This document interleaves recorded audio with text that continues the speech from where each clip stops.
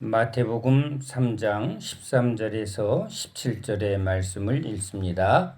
이때에 예수께서 갈릴리로부터 요단강에 이르러 요한에게 세례를 받으려 하시니 요한이 말려 이르되 내가 당신에게서 세례를 받아야 할 터인데 당신이 내게로 오시나이까?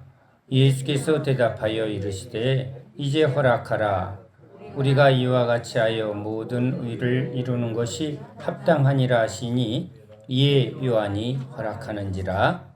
예수께서 세례를 받으시고 곧 물에서 올라오실새 하늘이 열리고 하나님의 성령이 비둘기같이 내려 자기 위에 임하심을 보시더니 하늘로부터 소리가 있어 말씀하시되 이는 내 사랑하는 아들이요 내 기뻐하는 자라 하시니라. 아멘. 할렐루야. 예수님께서 요단강에 나아가 세례 요한에게 세례를 받으십니다. 세례 요한은 외칩니다. 회개하라 하나님 나라가 가까이 왔느니라. 세례 그것은 우리 예수 믿는 신앙의 아주 핵심이라 할 수 있습니다. 신약에서 로마서 6장에서 보면 세례에 대하여 아주 명확하게 말씀하십니다. 그리스도와의 연합, 세례란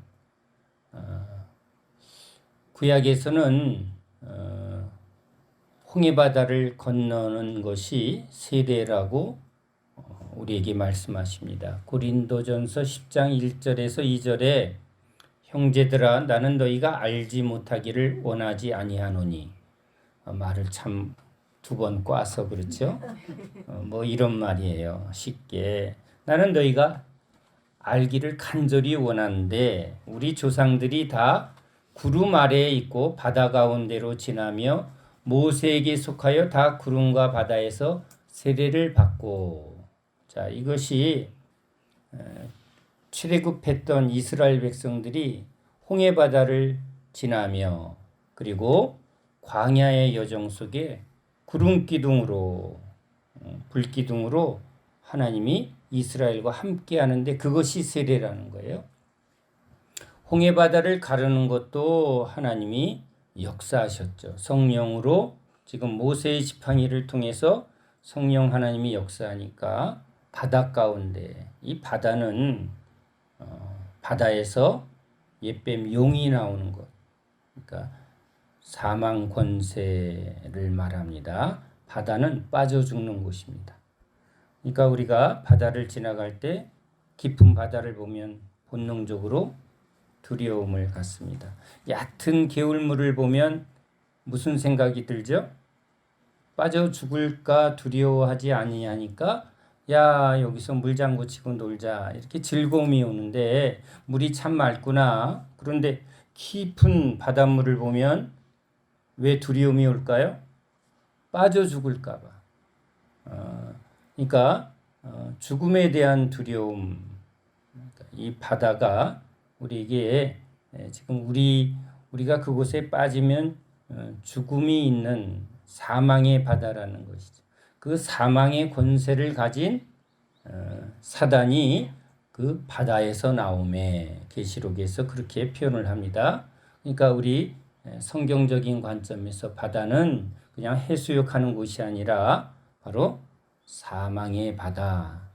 그런데 그 사망 바다를 가르고 사망 권세를 깨트리고 그 가운데 길, 구원의 길, 생명의 길을 지금 하나님이 모세는 바로 예수님의 모형이죠. 예수님이 지팡이로 이제 양치는 지팡이가 아니라 이제 권능의 지팡이, 하나님의 지팡이, 하나님의 성령이죠. 성령이 역사하실 때 사망 권세가 깨어지고 그 사망 한가운데 구원의 길, 바로 예수님이 내가 길이요 하는 거죠. 십자가에 죽으시고 부활하심으로 죽음 가운데 생명의 길, 부활의 길을 예수님이 십자가로 완성하신 것인데 그것을 예표하는 일이 바로 홍해바다를 가르는 일이죠. 그래서 모세는 지금 예수님을 가리키고 있고 지금 지팡이가 바로 예수 그리스도의 말씀 또 예수 그리스도가 역사하시는 예수 그리스도 안에서 역사하시는 성령 하나님. 그래서 그 가운데 이제 길을 내고 그 길 한가운데로 지나가는 이스라엘 백성들 믿음으로 가는 거죠. 근데 그들이 한 건 없어요. 뭘 한 거죠? 하나님이 행하신 일에 그냥 순종하며 나아가는 것입니다. 그래서 지금 그 한가운데로 지날 때 우리 구약 세미나 때 얘기한 것처럼 여러분 그 깊은 바다 한가운데를 지난다는 건 뭐죠? 내가 이제 애굽에 속했던 이전의 세계에 속했던 육신에 속했던 그것은 이 바다를 지나가는 바다 속에 장사되었고 그래서 로마서 6장에서는 예수와 함께 우리는 죄와 세상에 대해서 장사되었다. 죽었다는 거예요.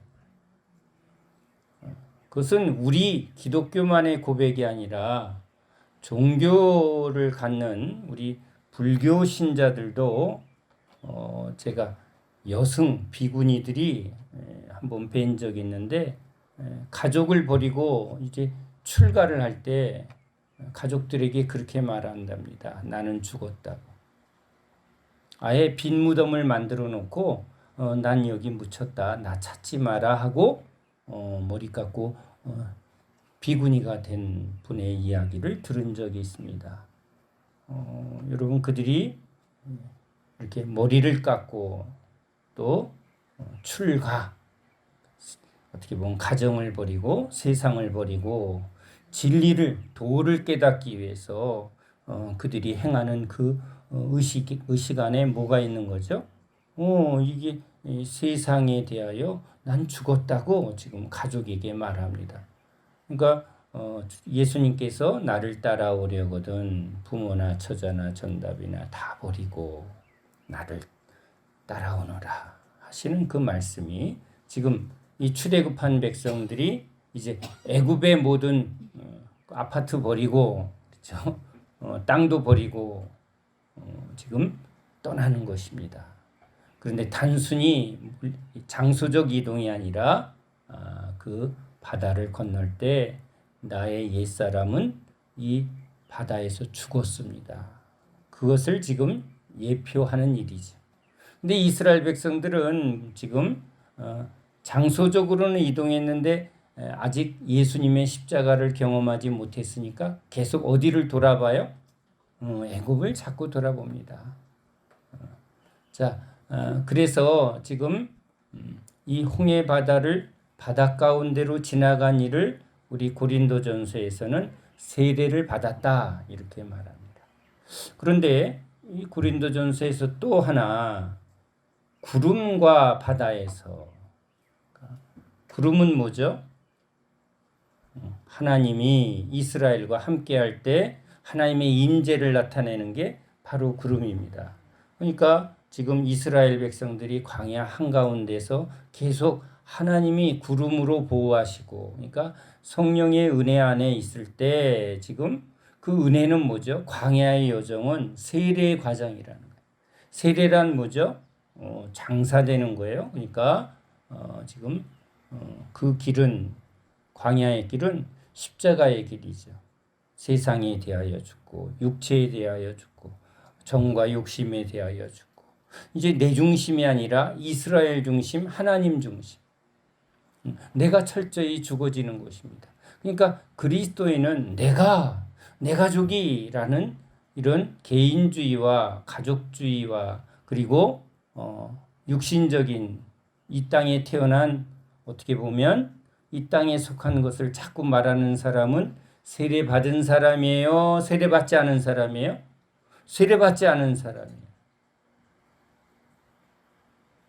그러니까 지금 구름 아래에 그러니까 예수님이 보혜사로 오셔서 나를 따라오너라 하는 그 과정이 바로 이 출애굽해서 광야의 여정이라고 볼 수 있습니다. 신약에서는 예수님이 제자들을 인도해내는 그 과정이 구약에서는 출애굽해서 광야의 여정 같은 개념으로 성경을 보는 것이 맞습니다.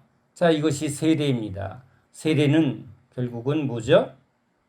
우리의 이전에 옛사람이 죽어야 새 사람이 되는 거죠.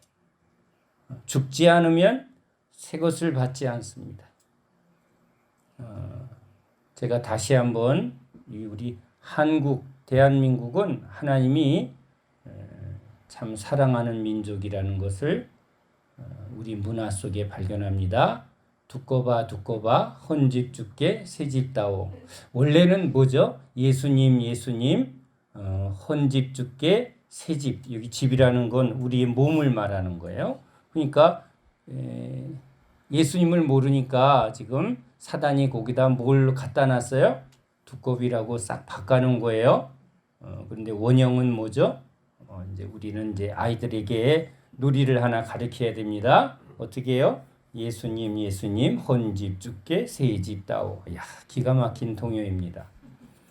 다른 건 다 잊어도 이 동요는 잊지 않을 것입니다. 자, 아무튼 세례란 이렇게 옛것, 그러니까 예수님을 따르는 사람은 이제 과거는 묻지 말라는 거예요. 과거는 옛것은 죽고 육신에 대하여 죽고, 이게 뭐예요? 나의 태생적인, 그러니까 세상은 태생이 결정합니다. 부잣집에서 태어나느냐 가난한 집에서 태어나느냐. 똑똑한 부모 밑에서 태어나면 똑똑한 머리였고, 그렇죠? 이쁜 부모 밑에서 태어나면 이쁘게 태어나고. 자, 그런데 이제 뭐죠? 이 의미는 뭐예요? 나의 태생적인 모든 근원이 십자가에서 죽고, 세례란 그런 거예요. 그리스도인은 이제 육체에 대하여 자랑하지 못한다는 거예요. 교회에 와서 자꾸 모여서 부모님 자랑하거나 부모님 원망하거나, 또는 이전의 세상에서 자기가 취했던 모든 자랑할 만한 학벌이라든가 배경이라든가, 또는 모든 관계죠. 친척. 그래서 본토 친척 아비집을 떠난다는 그 떠남의 의미도 이 세례의 의미를 그대로 말합니다. 그러니까 우리 집안은 어떻고, 이건 여러분 전부 세상에 속한 사람. 그러니까 이전에 대하여 죽고 새롭게 태어난다. 약속의 땅은 바로 새롭게 된 사람이 들어가는 거예요. 그러니까 바로 이 요단강이, 홍해바다와 요단강에서 요단강 건너서 만나리. 그죠? 요단강은 원래 그 찬양 속에는 죽어서 천국에 간다는데, 우리는 죽어서 천국에 가는 기독교가 아니라 이 땅에서 예수를 믿어 죽어서 거듭나서 여기서 천국을 시작하는 사람이에요. 그러니까 구약에서는 가나안 땅에 들어가는 것이 영원한 안식에 들어가는 것을 예표하는데, 그것이 구원인데, 신약에서는 이것이 예수를 믿으면, 그런데 예수를 믿으면 바로가 아니라 이제 나를 따라오너라 하는 이 세례의 과정 속에 너희들도 가려느냐 하고 주님이 그 세례의 과정 속에 살고자 하는 자는 돌아갈 것이고, 그렇죠? 부모님을 좀 돌아보고 오겠습니다. 또 소는 내가 좀 키워야 되겠고, 또 뭐는 장사 지내고 와야 되겠습니다. 이런 뒤돌아보는 자는 합당하지 않고, 이건 뭐예요? 살고자 하는 자라는 거예요. 살고자 하는 자는 죽을 것이요. 죽을 것이요라는 말은 뭐예요? 영원한 심판에 던져질 것이요. 죽고자 하는 자는 이제 예수님을 통해서 이제 이 땅의 삶은 잠깐이고, 진정한 우리 하나님의 형상으로 지은 인간은 이렇게 육신적인 존재로 원래 지은 것이 아니라 하나님의 백성으로 하나님과 영원히 살 자로 원래 만들었는데, 그 하나님의 목적이 어떻게 됐다고요? 죄로 깨어졌다는 거예요. 하나님의 영광에 이르지 못한 것이 죄인데, 그러니까 하나님이 우리를 인간을 흙으로 지었지만, 우리 흙으로 지은 인간이 영으로 그렇죠? 영의 나라로 흙에 속한 사람은 육체에 속한 사람은 들어갈 수 없으니까 이제 육으로 태어나고 흙에 속한 자는 흙으로 돌아갈지니라. 자, 이것은 다 주님이 먼지처럼 다 사라질 것이요. 이제 예수를 믿음으로 거듭난 영으로 성령으로 새롭게 된 사람만 하나님 나라에 들어간다는 거예요. 이것이 창세전부터 계획됐다. 자, 이 말씀 속에 여러분 이제 창세기를 보면 하나님이 첫째 날, 둘째 날, 셋째 날 여러분 이 말씀 속에 하나님이 창조하실 때 그냥 무작정해요? 아니면 철저하게 하나님의 플랜대로 하세요? 플랜대로 하죠. 그렇죠? 그러니까 하나님이 디자인했어요. 집을 지을 때 조그만 흙집이야 주먹구구로 하지만 이 천지 만물을 지으신 하나님의 플랜을 보면 이건 주먹구구로 해요? 아니면 완벽한 디자인과 플랜 속에요? 큰 어떤 대형 건축을 보면 여러분 그 설계도가 어마어마하게 치밀하게 완벽하게 그러니까 지어보고 잘못 지으면 뽀개는 게 아니라 뭐부터 완벽하게 해야 돼요? 설계부터. 설계대로 하는 거예요. 설계대로 하는 겁니다. 말씀대로 하는 것입니다. 말씀과 그 먹고 점없는 완벽한 말씀. 그러니까 말씀은 바로 설계라고 볼 수가 있어요. 예수님이 이제 완벽한 모형, 원형이죠. 설계의 원형입니다. 이것이 다 이루어지면 이제 이 예수님의 설계대로 성령님이 계속 이루시는 거예요. 아멘이죠? 이해가 되시나요? 그러니까 주님의 말씀은 1.1획도 틀림이 없는 거예요. 그러니까 주님이 첫째 날, 둘째 날 이렇게 하신 것처럼 이 천지 만물의 세계는 아주 완벽한 주님의 계획대로 그러니까 창세의 시작부터 완성한 하나님 나라까지 완벽하다는 것. 이것은 임의로 그냥 즉흥적으로 되어지지 않는다. 그러니까 인간을 만들 때부터 하나님은 이제 이 죄의 문제도 주님은 아셨다 모르셨다. 아셨다는 거예요. 흙으로 지어진 인간은 흙으로 돌아갈 수밖에 없는 거예요. 영원히 살 수 있는 존재가 아니에요. 그렇기 때문에 주님은 이제 아담을 지을 때도 지금 이 아담이 목적이 아니라 참 둘째 아담이신 예수님 이것을 에베소서에서 이제 영원전부터 하나님이 이 모든 것을 계획하셨다. 자, 그런 계획을 가지고 주님이 지금 이 모든 것을 시작하시고 주관하신다. 여러분 여기서 우린 중요한 하나의 깨달음을 가져야 합니다. 제가 이 동산에 자그만 흙집을 하나 지어볼까 하고 궁리를 하는데 지금 3년차 궁리 중입니다. 왜 그런지 아세요? 지어본 적이 없어. 그러니까 몇 번 지어보면 아는 거예요. 그렇죠? 저희 장인어른께서 교회 장로님이셨는데 이런 말씀을 해요. 교회 건축을 위원장으로 짓고 나니까 알겠대요. 야, 어떻게 하면 더 잘 지을 수 있을지 아시겠대. 우리도요, 요리하는 분도 한번 이렇게 해보면 이렇게 하면 조금 더 잘할 수 있을 텐데 해보면 이제 아는 거예요. 자, 해보면 아는데 지금 안 해본 일을 지금 머리로서 지금 계속 궁리만 하고 있는 거예요. 그런데 여러분 이 우주 만물, 이 천지 만물의 세계는 얼마나 커요? 이 지구라는 수십억의 인구, 그렇죠? 이 모든 인류의 역사는 여러분 우리가 지금 알 수 있어요, 없어요? 자, 우리 인생의 한 여정, 우리 아이들을 하나 봅시다. 아이들 하나 우리가 알 수 있어요, 없어요? 진짜 우리가 아는 게 없어요. 근데 이 인류의 역사, 창세기부터 지금 계시록 완성까지 여러분 이건 누가 아시는 거죠? 우리 전지전능하신 하나님.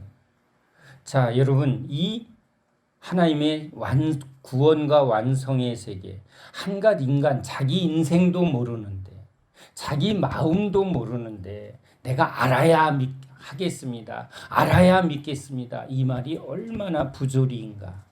그러니까 결국은 누구를 믿어야 돼요? 이걸 다 아는 분이. 그러니까 저도 지금 누구를 기다리냐면 제가 황토 집을 여러 번 지어봤습니다. 제가 좀 압니다. 그러면 제가 이제 뭐라고 할까요? 응답이다. 그러면 이제 내가 뭘 할 수 있죠? 믿고 맡길 수 있는 거예요. 그러면 이제 제가 뭘 시키는 대로, 그죠? 그걸 뭐라 그래요? 시다. 시키는 대로 다 하겠습니다가 시다예요. 제 해석입니다. 일본 말인지 뭔지 그건 그들의 이야기고 시키는 대로 다 하겠습니다. 예수님한테 저는 시다 이렇게 하는 게 맞는 것 같아요. 그렇죠? 믿음이란 순종이란 뭐예요? 주님을 믿고 시키는 대로 말씀하시는 대로 다 하겠습니다. 내가 알아야 꼭 하겠습니다. 물론 기술자가 전문가가 알려줍니다. 원리도 알려주고 방법도 알려주고 그러면 하면서 깨닫는 거예요. 하면서 깨닫는 거예요. 그래서 저도 그 과정을 잘 거치면 그 다음에는 네가 한번 해봐 할 때 좀 할 수 있겠죠. 또 여러 번 하게 되면 제가 이제 아는 자가 돼서 또 누군가에게 가르치는 자가 되겠죠. 그런데 이런 흙집이나 이런 거는 우리가 할 수 있지만 거대한 도시나 커다란 어떤 대형 시스템은 여러분 웬만해서 이렇게 조금 보면 알아요? 몰라요? 극히 한 부분만 알 수 있는 거예요. 그러면 누가 할 수 있는 거예요? 여러분 이건 전체를 볼 수 있는 분은 하나님이에요. 그러니까 제가 저를 깊이 생각을 해본 거예요. 작은 야구팀 하나 생각을 해도 감독은 전체를 보고 어떤 이 팀의 운영이라든가 게임을 알아야 감독이 중요한 결정을 하는데 꼭 뭐 이 교만한 사람이 여기서 뭐라 그래요? 뒤에서 감 나와라 배 나와라 이때는 이렇게 해야 되는데 제가 가끔 목회하다가 이런 말을 하는 분을 만나요. 그러면 당신이 목사하세요. 하다 그런 말을 해요. 근데 제가 이 말을 하고 나서 주님한테 주님이 야 네가 하나님 해라. 네 마음대로 하고 싶어 하잖아. 제가 하는 일이 꼭 그래요. 그러니까 다 안다는 건 참 하나님밖에는 모르는데 어느 영역에는 그 과정을 주님이 알게 한다는 거예요. 그래서 제가 그 집사님에게 집사님이 그만한 진짜 하나님 보시기에 더 바르게 알고 진짜 그 수준이라면 지금 하나님이 당신을 쓰고 계십니다. 내가 너를 몰라봤네. 이건 나의 실수하는 분은 우리 주님 아니시라고. 그러니까 하나님 앞에서 겸손하시라고 제가 오늘 집사님에게 말했던 기억이 있습니다. 그러니까 저도 처음 은혜 받아서 왜 저 목사님 저래 그럴 때가 있었습니다. 그런데 조금 맡겨진 일 하나 하는 것도 참 전체를 보는 게 참 어렵더라고요. 구멍가게 하는 거는 그냥 주먹구구식으로 하는데 기업의 어떤 하나의 기업을 운영하는 사장님은 얼마나 많은 면을 생각할까. 그런데 재벌들은 진짜 그건 그러니까 제가 한 집사님에게 그런 말을 한 적이 있어요. 이건 시험이죠. 집사님, 제가 하나님한테 한번 특별 기도해서 어떻게 재벌그룹 회장 좀 하나 이렇게 해달라고 할까요? 그랬더니 곰곰이 생각하더니 안 받습니다. 그래서 지혜롭다. 모르는 사람이 거기 앉으면 지옥이에요. 모르는 일을 결제할 수가 있나요? 그 허수아비잖아요. 그건 진짜 어려운 일이거든요. 그러니까 하나님 앞에서 자기를 안다는 게 참 지혜인 것 같아요. 그러니까 우리가 아는 것이 얼마나 알면 알수록, 그러니까 철학의 세계에서도 이런 말을 한다고 합니다. 진짜 알면 내가 모르는구나 라고 말한다는 거예요. 근데 뭘 모를 때 안다라는 말을 쓴다. 나도 좀 알아요. 근데 진짜 깨닫는 사람은 내가 참 모르는 자입니다. 주님께서 지금 우리를 하나님을 아는, 근데 진짜 하나님을 알 수 있을까요?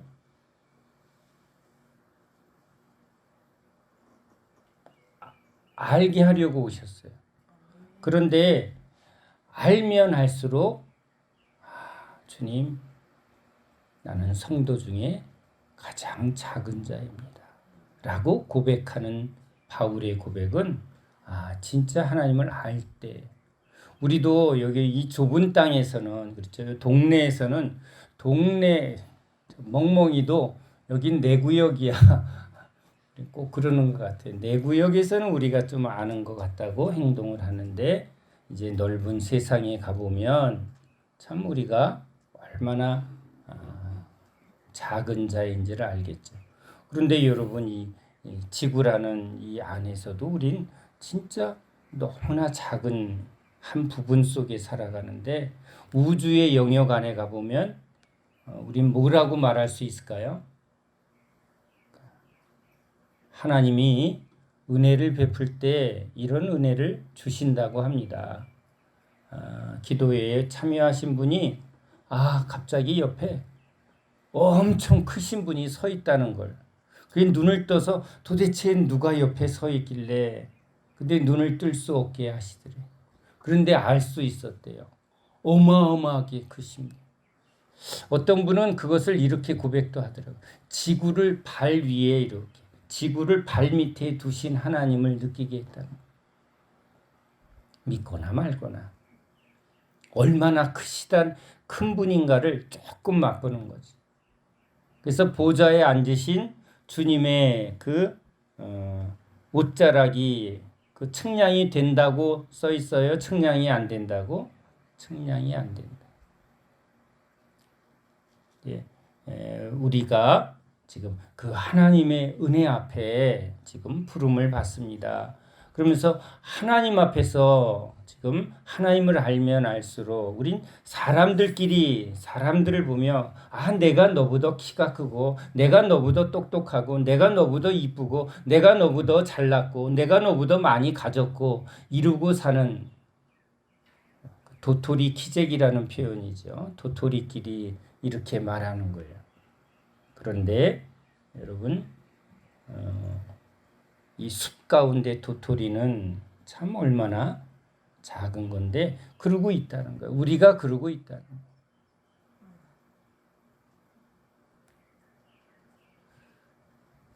자, 육신에 속하고 세상에 속한 이런 우리를 지금 주님께서 육신에 대하여 죽고, 세상에 대하여 죽고, 자기가 아는 지식으로 보고 듣고 생각하는 이런 한계적인 존재를 이제 주님 앞에 믿음으로 죽고, 그러면 이제 성령이 오시면 성령이 이제 하나하나 우리를 자라나게 하며 깨닫게 하며 열어주시고, 그렇죠? 열어주시고 풍성하게 하신다는 거예요. 그게 신앙의 여정이라는 거죠.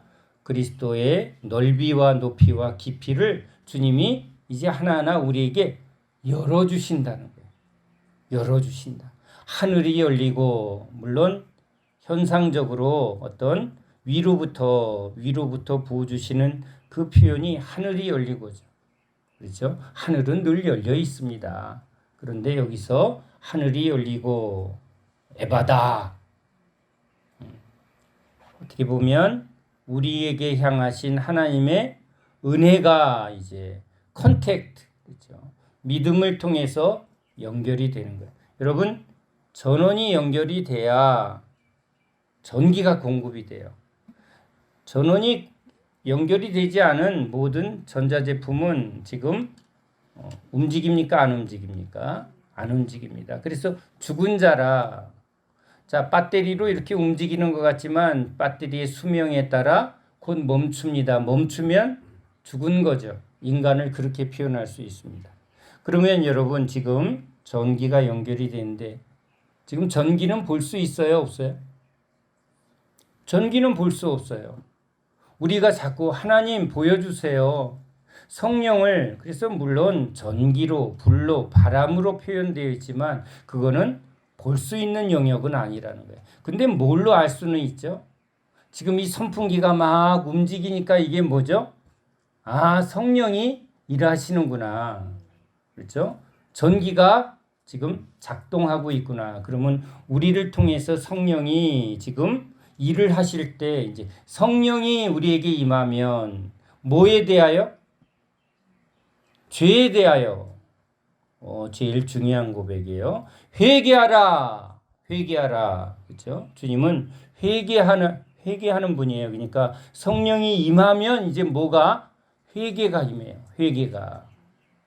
회개할 때 죄에 대하여. 자, 지금 이스라엘 백성들이 광야에서 뭘 많이 보죠? 자기의 죄가 드러나요. 하나님이 아주 의도적으로 그 일을 하시는 거예요. 자, 3일 길을 걸어갔더니 너무 목말라요. 이게 실감이 안 되면 여러분 한번 3일을 물도 마시지 않는 에스더 금식을 한번 해보세요. 물 마시면서 금식하면 아유 살도 빠지고 너무 좋네 하는 게 되지만 물도 안 마시고 금식을 하면 나중엔 여러분 굉장히 목이 마릅니다. 목마름이. 그런데 광야란 말이에요. 가만히 기도원의 기도실에 집에서 이렇게 조용히 기도하면서 성경 보면서 하는 게 아니라 지금 수레를 메고 지금 계속 광야길을 걸어가는 3일 동안 비가 내리지 않았을 때 물론 이제 구름 기둥으로 지금 더위는 햇살은 막아줬지만 지금 광야길이란 말이에요. 그러니 얼마나 목이 말라요? 그런데 하나님이 지금 마라라는 곳에 우물을 보게 했어요. 막 뛰어가서 먹었더니 뭐예요? 쓴 물이에요. 저는 그 장면이 너무 실감나요. 왠 줄 아세요? 제가 목사라고 제일 먼저 뛰어갔을 것 같아요. 지금 추집사가 빌빌해서 저 사람이 건강했다면 아주 그냥 다람쥐같이 제일 먼저 물이다 하고 인정사정 볼 것 없이 먼저 먹었을 텐데 제가 만약에 뛰어가서 먹었는데 뭘 기대했어요? 시원해야 되는데 쓰면 어떻게 해요? 먹을 수 없는 물을 먹을 때 저는 딱 그 상황 속에 들어가니까 어떤 상황이 일어날까요? 속에서 뭐가 쏟아져 나와요? 여러분은 성질이 참 좋으시고 은혜가 많으셔서 어머 쓴물이시구나 이럴 수도 있겠지만 3일을 한번 목이 타고 그 다음에 얼마나 간절히 주님 언제 주실 거예요? 언제 주실 거예요? 하고 기다렸더니 응답이다 하고 갔더니 쓴물이면 뭐예요? 태태 하면서 그때요 진짜 꼬라지 나오는 거예요. 저는 하나님의 절묘한 우리를 아는 거예요. 언제 우리가 본 모습이 나온다고? 여러 번 인용하지만 산악인들은 8,000m가 진짜 자기 모습을 보는 거고 저같이 우리 범생이들은 8,000m는 가기도 전에 쓰러지니까 그냥 한 3일 길 가다가 기대했던 상황이 아니면 그렇죠? 하나님에 대하여 뭐가 나온다고요? 속에 있는 게 나와요. 여러분의 삶에 이상한 일, 왜 이러지? 할 때 여러분 그건 하나님이 세상에 있을 땐 너 왜 이래? 너한테 너 손 좀 볼래? 이거는 육에 속한 일이고 이젠 그리스도 안에 이 광야길을 걸어가는 우리 삶에 일어나는 모든 일은 누가 전부 주관한다? 하나님이 주관한다. 그럴 때 뭘 보게 한다? 진짜 내 속에서 뭐가 튀어나오는가를. 그때 왼밤을 때리면 오른밤이 나오고, 그렇죠? 쓴물을 마시면 진짜 아유 주님이 왜 쓴물을 주셨지? 이런 거는 가나안에 들어가서 즉 성령의 충만함을 받은 사람이고, 여러분 안에서 온갖 뭐가 나오더라? 진짜 쓴물이 나오더라. 쓴물은 마라에 있는 게 아니라 어디서 나오는 거예요? 내 안에서 있는 게. 그 쓴물을 뭐를 던졌더니 옆에 있는 나무를 던졌더니 그게 뭐죠? 예수님의 십자가예요. 쓴물을 단물로. 그렇죠? 우리 죄된 마음을 새 마음으로 예수의 마음으로 바꿔주시는 것. 주님은 우리의 마음을 바꾸러 오셨기 때문에. 그렇죠? 그러니까 내가 죽을 죄인이구나. 회개는 내가 죽을 죄인이구나 할 때 어디로 간다? 십자가로 간다. 세상은 내가 죽을 죄인이구나 하면 아우 내가 이제 죄 짓지 말아야지 하고 내가를 붙들고요. 내가 결심을 해야 되고 내가 안 하려고 노력을 해야 되고 해야 되는데 신앙은 뭐죠? 십자가로. 내가 하는 게 아니라 누가 바꿔주신다?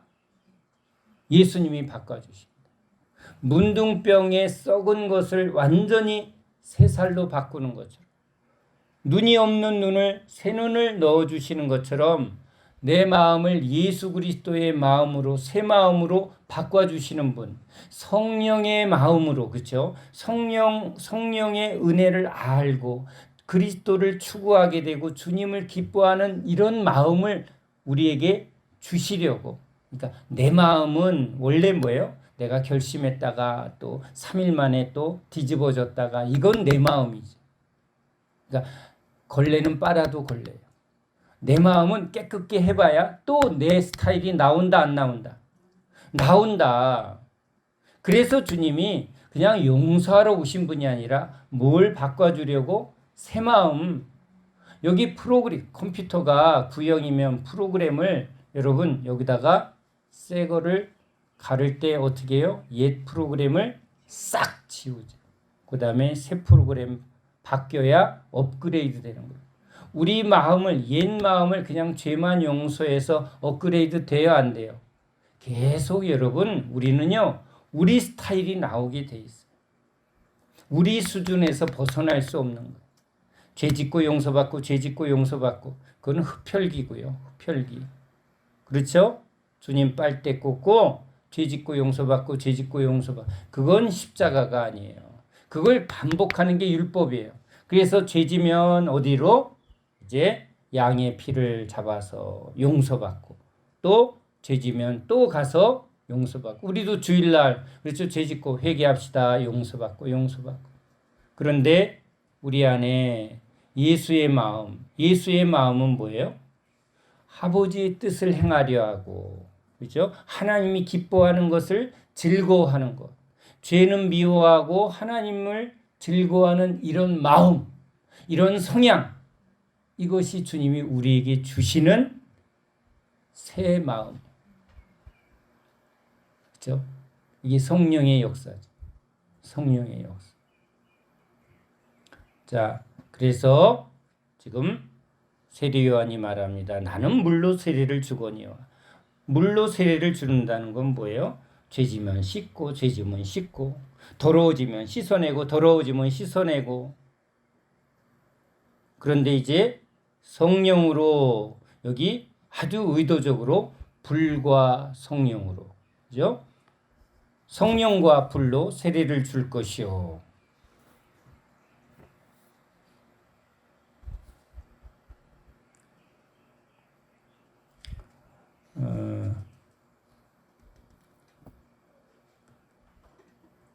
이 마태복음에서는 그렇게 표현이 안 돼 있는데 우리 다른 복음서에서는 성령과 불로 이렇게 표현되어 있는 것을 합해서 지금 말씀을 드려요.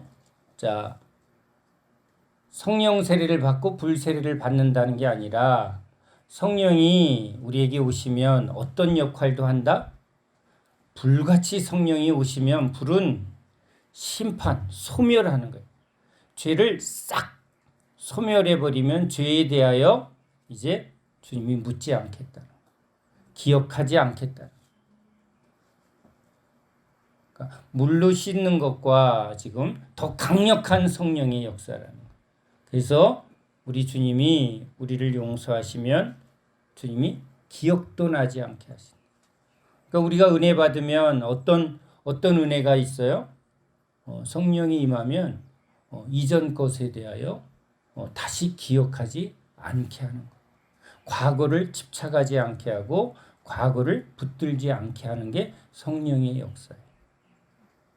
그게 지금 주님이 우리에게 오셔서 지금 성령으로 지금 예수님이 세례를 받으실 때 이제 이 성령이 비둘기 같이 임하는 이 성령의 세례를 받고 나서야 예수님의 사역이, 그런데 여러분 예수님의 사역은 시작부터 예수님은 성령으로 잉태하셨어요. 그러니까 예수님의 모든 구속 사역은 이제 성령으로 시작해서 성령으로 완성이 돼요. 그러니까 우리를 향해서 주님이 지금 이제 성령으로 예수님이 우리에게 오셔서 말씀하실 때 성령의 충만함을 힘입어 말씀으로 선포할 때 그 말씀은 이제 우리의 심령의 영과 혼과 골수를 쪼개는 일은 바로 성령의 감동 감화라는, 깨닫게 하시고 마음에 찔려, 그렇죠? 찔려 그것을 회개하게 하는 게 성령의 역사예요. 그러니까 예수님의 사역은 철저히 성령의 사역이에요. 자, 예수님이 이제 이 성령으로 이제 세례를 받는 것을 마가복음에서는 예수께서 이르시되 너희는 너희가 구하는 것을 알지 못하는도다. 내가 마시는 잔을 너희가 마실 수 있으며 내가 받는 세례를 너희가 받을 수 있느냐? 그들이 말하되 할 수 있나이다. 예수께서 이르시되 너희는 내가 마시는 잔을 마시며 내가 받는 세례를 받으려니와. 자, 예수님이 지금 오셔서 이제 우리를 세례를 받게 하시겠다는 거예요. 이 세례가 뭐죠? 십자가의 세례. 자, 구름과 바다에서 세례. 그런데 이제 신약에서는 예수님이 이제 우리에게 오셔서 예수님이 세례를 줘요, 안 줘요? 요단강에서는 세례 요한이 세례를 주고 있는데 물로 성부와 성자와 성령으로 우리도 지금 교회에 오면 물 세례를 주는데 진짜 이제 그거는 요한이 한 세례, 물 세례죠. 우리가 하는 거는. 그런데 이제 예수님이 하는 세례는 예수님이 그래서 예수님을 따르는 제자들에게 세례식을 행하지 않아요. 이제 예수님의 세례는 뭘로만 성취가 돼요? 십자가. 십자가가 세례예요. 그러니까 진짜 나는 교회에서 세례를 받았습니다. 맞습니다. 사람을 통해서 세례를 하게 하십니다. 너희가 이제 성령이 임하면 이제 유대와 사마리아 땅끝까지 이르러 예수의 증인되는 일을 하며 이제 아버지가 내게 가르친 것을 그들에게 가르치며 성부와 성자와 성령의 이름으로 세례를 주고, 그러니까 우리 세례를 준단 말이에요. 그런데 원래는 물에 넣어 침례, 그렇죠? 물에 넣어 장사되었고 이 지금 홍해바다를 건넌 것을 상징하는 것으로, 그래서 물에 침례하는 것을 통해서 이제 너희들이 죽었다라는 것을 지금 세례식을 통해서 하는데, 이렇게 북반구에 있는 추운 데는 물에 넣으려고 그랬더니 겨울에 어떻게 돼 있다? 얼음물. 아이고, 얼음물에 한 번씩 해병대처럼 이걸 넣어야 되는데 우리 베들레헴이 충만한 우리 권사님들은 뭐 물에 들어가도 괜찮을 줄 믿지만 우리 남자들이 좀 곤란해요. 아무튼 그래서 북반구 지역에서는 어떻게 한다? 약식 세례. 그래서 이제 물로 이제 이마에 이렇게 성부와 성자와 성령으로 이렇게 약식 세례를 할 수밖에 없었어요. 자, 그런데 이렇게 세례 받았다고 되는 게 아니라 이제 이건 세례는 제가 이제 여러분 이것을 약혼이다, 언약이다. 그런데 이제 뭐가 남았다고요? 홍해바다를 건넌 것은 약속이고 이제 요단을 건너 가나안에 들어간 거. 이건 히브리서의 말씀이에요. 그러니까 여러분 세례 받았다고 다 구원받았습니다. 여러분 이렇게 가르치는 건 거짓 가르침이에요. 구원은 약속이 됐어요. 약혼은 했다고. 그런데 아직은 그들이 약속의 땅에 들어가지 못했다. 가나안 땅에 들어가지 못하고 광야에서 불순종하는 사람은 다 죽었다는 거예요. 그러니까 예수님이 따라올 때 자꾸 십자가로 가자 하는데 너희들도 가려느냐 하고 자꾸 물어요. 그랬더니 많은 사람들이 아유 어렵도다 하고 돌아갔어요. 지금도 십자가의 길로 가자 그러면 안 가는 사람이 많다고요. 근데 주님의 부르심을 받은 사람들은 주님 우리가 어디로 갑니까? 도망쳐 봤더니 개고생만 하더이다. 그렇죠? 이것저것 붙들어 봤더니 다 헛되도다 해서 결국은 다시 주님께 붙들려 온 사람들이 이제 어디를 향해서 십자가, 예수님의 십자가를 날마다 짊어지고 죽었나 싶었더니 살고 하면서 지금 날마다 죽고자 하는데 이거 십자가의 세례는 누가 해줘야 돼요? 주님이 해주는 거예요. 주님이. 진짜 죽으려느냐? 저도 이렇게 물어보니까 저기 진짜는 아직 아니고요. 이럴 때가 많다. 저한테 술 끊을 때도 주님이 그래서 제가 그걸 알아요. 교회에 우리 남자분들이 주초 문제에 많이 담배와 술에 끊어지지 않는 분들이 상당히 있는데 그 기도는 했지만 진심으로는 이건 놓고 싶어요? 안 놓고 싶어요? 마음으로는 원하는데 다른 한 마음으로는 그래도 주님 그 즐거움을 어찌 놓을 수 있겠습니까? 조금만 더 이러는 사람 암에 있죠? 네, 있습니다. 그러면 또 주님이 팔짱을 끼고 아직 때가 안 됐구나. 실제 그래요. 언제? 너 진짜 원하느냐? 그래서 꼭 여러분 주님이 꼭 일하실 때 물어요, 안 물어요? 묻잖아요. 원하느냐고. 원합니다 할 때는 그 다음에 믿느냐 그렇게 질문하지만 원하느냐 그러면 심히 근심하며 돌아가더라. 그러니까 이제 아직 유보가 된 거예요. 그래서 자꾸 물어요. 우리한테 묻는다고. 그래요, 안 그래요? 자, 이제 십자가에 죽으려 가느냐고. 그 십자가가 뭔지도 모르는 사람도 교회에 많아요. 주님은 죽으셨잖아요. 주님이 우리의 죄를 다 대속하셨잖아요. 교리로 자꾸 믿는 거예요. 근데 내가 그 십자가에 함께 죽고 그 부활과 함께 부활했다는 거예요.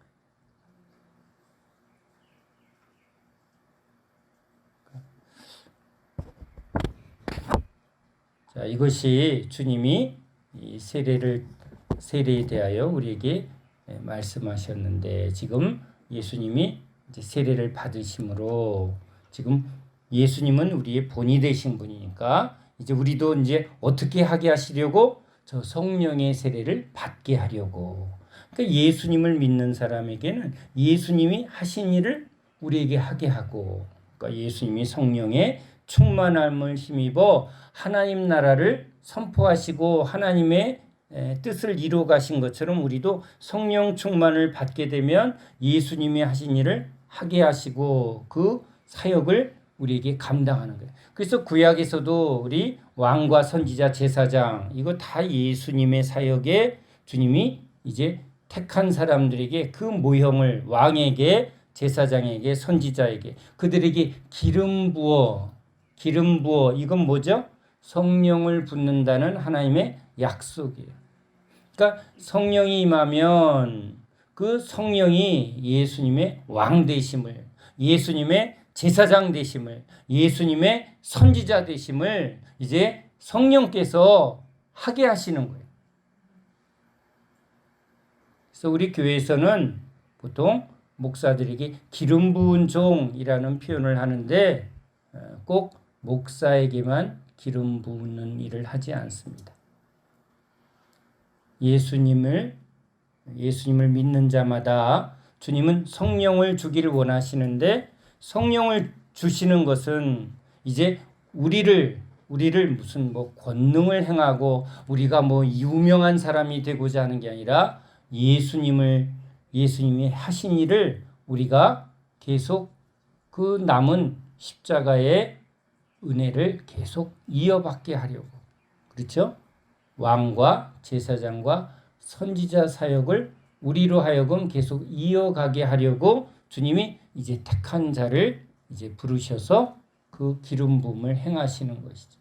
그래서 선지자들이 지금 기름 부음을 받은 것처럼 우리 선교사들, 복음을 전하는 사람들, 그렇죠? 집사님들, 여기 스데반 집사 다 성령의 충만함을 힘입었더니 그들이 누구를 위하여?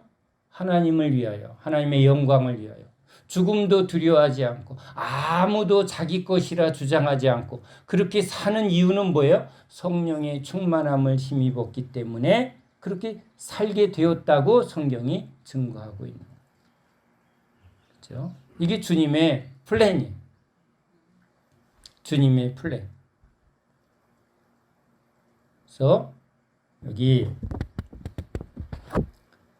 예수님께서 이제 세례를 받으실 때 특별히 저에게 주님이 이러한 질문을 하셨습니다. 여러분에게 이 질문을 또 주님이 말씀하는 것과 같습니다.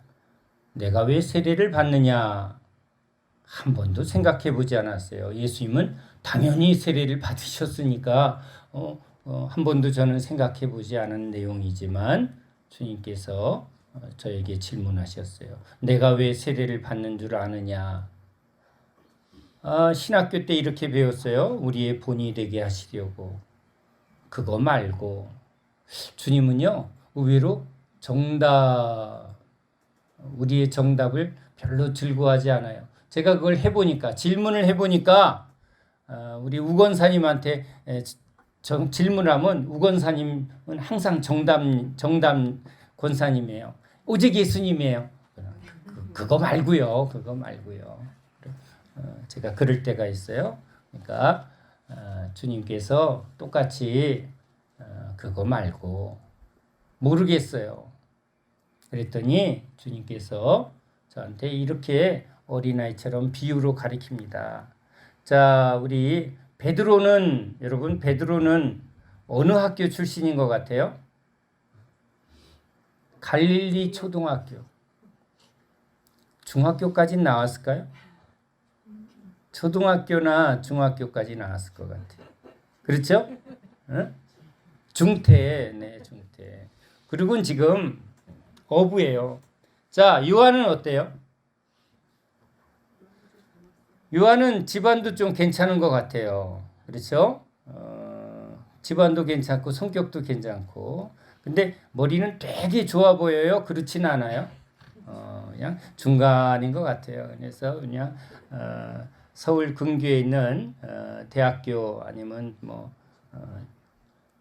전문대학까지 이렇게 잘 그냥 무난하게 나온 사람 같아요.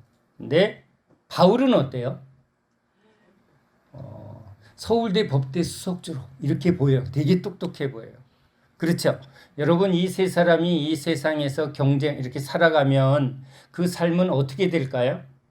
누가 제일 잘 나가? 바울. 집안도 지금 좋아요. 그렇죠? 로마 시민권을 가지고 다소에서 아마 부유층에 그다음에 가말리엘 문화에 아주 유학까지 해서 지금 아주 전도가 아주 막 쫙 풀린 지금 고시 합격하고 그렇죠? 지금 승승장구하고 있는 그런 아주 전도가 유망해요. 요한은 그냥 무난하게 그냥 성격도 좋고 집안에서도 이렇게 잘 융합을 하면서 그냥 무난하게 살아가는 중산층처럼 보여요. 요한은 또 베드로는 나는 몸이야. 그렇죠. 머리는 좀 안 돌아가도 나는 가진 게 힘이야라는 사람으로 보여요. 자, 이렇게 세 사람이 세상에서 살아가는 삶이 분명하게 드러나겠죠.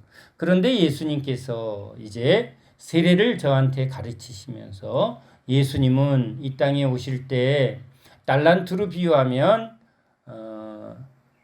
베드로는 달란트 하나, 그렇죠? 요한은 달란트 둘. 우리는 이제 세상 개념으로 보면 지식적인 개념, 뭐 집안의 배경 이런 거 하면 베드로는 하나, 요한은 둘, 바울은 다섯. 이거 경쟁이 돼요, 안 돼요? 안 돼요. 그냥 여긴 금수저, 은수저, 동수저 이렇게 된 거예요. 자, 그런데 예수님은 태어나실 때 물론 요한과 마리아의 집에서 태어났지만 태생적으로는 성령으로 태어났으니까 달란트로 비유하면 완전한 하나님이세요. 여러분 이건 중요한 거예요. 예수님은 완전한 인간이시며 완전한 하나님으로 이 땅에 오셨어요. 아멘이죠. 아멘입니다. 예수님은 완전한 하나님이세요. 그런데 왜 성령을 또 받죠? 예수님이 완전한 하나님으로 안 오셨고 그냥 인간의 몸으로 오셨다 그러면 이제 성령을 받아서 일한다면 선지자예요. 지금도 유대인들은 예수님을 선지자라고 생각을 한대요. 엘리야처럼, 엘리사처럼, 모세처럼 그냥 성령을 받은 선지자. 그런데 예수님은 완전한 인간이시며 완전한 하나님이셔야 구원이 돼요. 자, 그래서 하나님의 아들 예수 그리스도, 예수님은 완전한 하나님이시다. 이건 굉장히 중요한 진리예요. 이것을 만약에 믿지 않으면 우리의 구원이 안 돼요. 성경이 진리가 안 돼요. 그러니까 이단들은 어디서 우리 초대교회에서 이단이 어떤 게 이단이냐 할 때는 예수님의 인성, 예수님은 하나님이신데 인간의 몸을 입은 척 하셨다. 인간의 몸을 입은 것처럼 보이지 그냥 하나님이셨다. 이렇게 가르치는 가르침이 있었대요. 이단. 예수님은 하나님이 아니야. 그냥 인간이셔. 이단. 그러나 진리는 예수님의 인성, 예수님의 신성, 완전한 인간이시며 완전한 하나님이시다. 자, 그런데 완전한 하나님이시면 예수님도 신성에 충만하셨을 텐데 또 성령을 받으세요. 왜? 왜 받으셨냐는 거예요. 이게 중요한 가르침이셨어요. 예수님도 완전한 하나님이시면 달란트 비유로 보면 1달란트, 2달란트, 5달란트 그러니까 그냥 하나님이시니까 한 10,000달란트. 10,000달란트면 그냥 예수님 스스로 성령 안 받고도 어릴 때부터 지혜로 충만하셨고 이제 사역하실 때 당신의 신성으로 하셔도 되는데 뭐 하신 거예요? 이 신성을 부인하시고 이 신성을 버리시고 뭘 받으신 거야?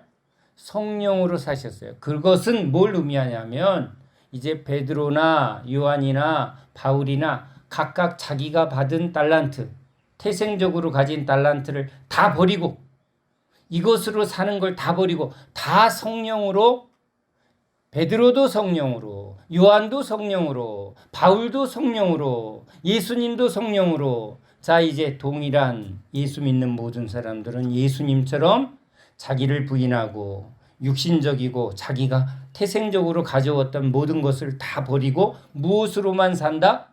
성령으로만 산다. 그러니까 공평하다. 그러니까 베드로도 성령 충만, 요한도 성령 충만, 바울도 성령 충만, 스데반도 성령 충만. 그러니까 초대교회는 너 집사야? 너 목사 말 들어. 이런 게 없어요. 이게 이렇게 피라미드 구조가 아니라 우리는 지금 인본주의와 세속에 빠져서 이게 승진하는 것처럼 열심히 뭘 하면 봉사하면 권사되고 장로되고 뭐. 예? 아유 그 꼴 들어서 내가 목사 되고 말지. 그렇게 해서 목사하신 분 있을까요? 없을까요? 아우 내가 어떻게든지 장로 돼야지. 아우 저 장로 내가 꼴보기 싫어서 내가. 이런 교회가 신앙이 있어요? 없어요? 하나님 나라는 그런 게 없는 거예요. 세례란 바로 이런 거예요. 그렇죠? 오직 성령으로. 그러니까 아무도 자기를 주장하지 않고, 그죠? 베드로도 야 내가 이런 게 없다는 거예요. 요한도 내가 살아보니까 내가 부모님한테 배워보니까 이런 얘기를 자기 부인하고 바울도 얼마나 똑똑해요. 근데 이게 해가 됐다는 거예요. 자기가 가진 것이 해가 되었다고. 뭘로 살아야 되니까 이제 성령으로 사는 거예요. 성령으로.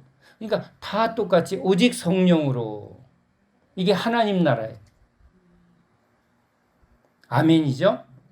그러니까 다 자기를 주장하지 않고 이것은 모두 성령 하나님이 하셨습니다. 그게 겸손의 나라, 예수님의 겸손이죠. 내 뜻대로 마옵시고 아버지 뜻대로 하옵소서. 이게 지금 예수 믿는 제자들에게 주님이 가르쳐서 하는 게 아니라 세례를 통해서 내가 십자가에 못 박혀 죽었나니 세례죠. 그러니까 따라오너라. 어디로 가자? 십자가로 가지. 십자가의 세례를 주님이 우리에게 주러 오신 거예요. 그러니까 뭐 성령 어디 가서 성령 주세요. 그런 게 성령이 아니에요. 그런 성령 집회 가면 다 미혹돼요.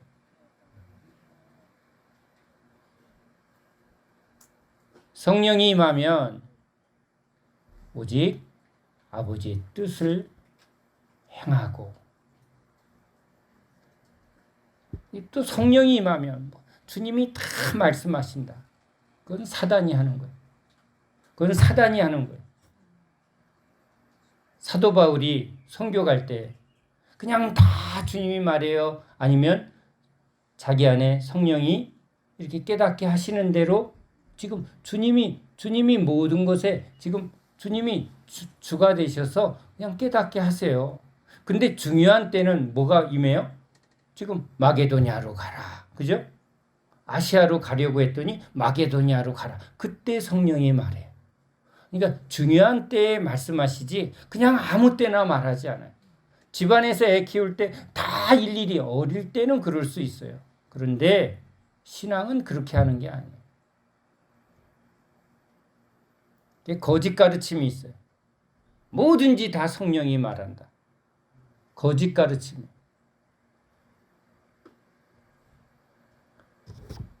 사단이 우리를 계속 미혹하게 하는 게 바로 우리를 은사주의에 빠지게 하고, 그죠? 이 십자가를 통해서 주시는 성령을 따라, 성령이 우리에게 임하면 죄에 대하여, 의에 대하여, 오직 예수를 추구하게 돼요. 그죠? 심판에 대하여. 지금 성령의 사역이 지금 예수를 전하면 구원이 일어나고 예수 믿지 아니하면 심판이 임하는 거예요. 그러니까 이 성령의 사역은 철저히 예수 중심일 수밖에 없는 거예요. 근데 성령이 임하면 이 십자가의 구속의 길을 계속 십자가의 도를 추구하게 하는 건데, 그게 다 빠지고 무슨 은사주의에 빠지고 뭐 능력을 행하고 사람들의 인기를 얻고 사람들을 막 많이 모아서 무슨 거대한 예배당을 짓고 뭔가 이런 세상에 보여지기는 어떤 이런 것들을 추구하게 하는 건 미혹이에요. 예수님이 그것을 철저히 배격했다. 사단은 어찌하든지 예수님을 십자가의 길로 못 가게 하려고 시험을 하지만 예수님은 철저히 십자가의 언약으로, 십자가의 세례로 하나님의 뜻을 이루는 거예요. 그래서 예수님 이후에도 사도들은 예수님의 그 길을 따르며, 그렇죠? 사단이 우리에게 끊임없이 속이려 하는 세상의 뭔가 유명함과 세상에 추구하는 것들을 절대 배격하고 예수님이 걸어간 그 좁은 길, 십자가의 길로 십자가의 도를 선포하는 일에 집중하고 있어요. 십자가의 세례만이 참된 구원이 일어나니까.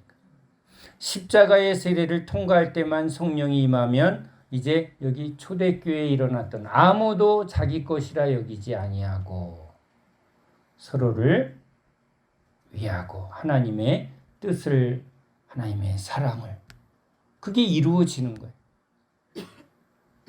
그 문자대로 또 그걸 막 하려고 한다고 되는 게 아니에요. 성령이 그때 그 시대에 하나님의 뜻을 이뤄가요. 하나님의 커다란 플랜이 있다는 거예요. 큰 그림이 있는데 그 속에 각각의 영역들이 있는 거예요. 그러니까 맡은 자에게 구할 것은 충성일 뿐이에요. 나는 이거 해야지, 나는 저거 해야지. 아니요. 그것까지 여러분 주님 앞에 맡겨놓으시기 바랍니다.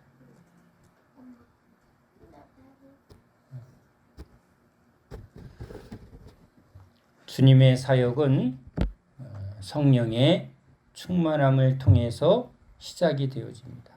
예수님을 따르는 제자들이 지금 구약에서도 광야에서는 아무 열매를 맺지 못합니다.